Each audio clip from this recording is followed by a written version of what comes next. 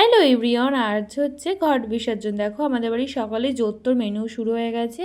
কাবলি ছোলা দিয়ে, খাসির ছাড় দিয়ে, তারপরে হচ্ছে লুচি আর স্যালাড। এটাই হলো সকালে, আর মিষ্টি আর বোঁদে ছিল সকালের খাবারে। দেন মা দেখো এখানে দুপুরবেলা রান্না করছে ডাঁটা চচ্চড়ি, ডাল, তারপরে ধনেপাতা দিয়ে ডাল করেছিল, তারপরে চিকেন করেছিল, আরও কী কী আরও কিছু করেছিল মনে নেই আমার। তো দেখো এখানে আমার দিদা, এখানে আমি পুরো রেডি হয়ে গেছি, ঘট বিসর্জনে যাব আর একদম ফাটিয়ে নাচানাচি করছি। মানে দেখতেই পাচ্ছ যে কত লোক, কৃষ্ণনগরে মানে পা ফেলার জায়গা নেই, এত লোক। দেন আমরা আমাদের বাড়ির সাথে চলে গেছিলাম, আমরা সবাই খুব মজা করেছিলাম, নাচানাচি খুব মজা করেছিলাম। আবার একটা বছরের ওয়েট করতে হবে আমাদেরকে।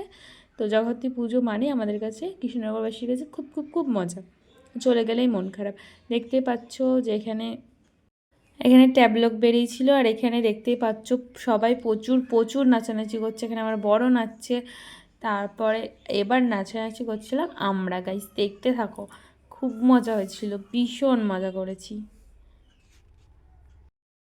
আর হ্যাঁ গাইস, তোমরা কে কে আমাদের কৃষ্ণনগরে ঘট বিসর্জন দেখতে এসেছিলে বা ঠাকুর বিসর্জন দেখতে এসেছিলে অবশ্যই আমার কমেন্ট করে জানাবে।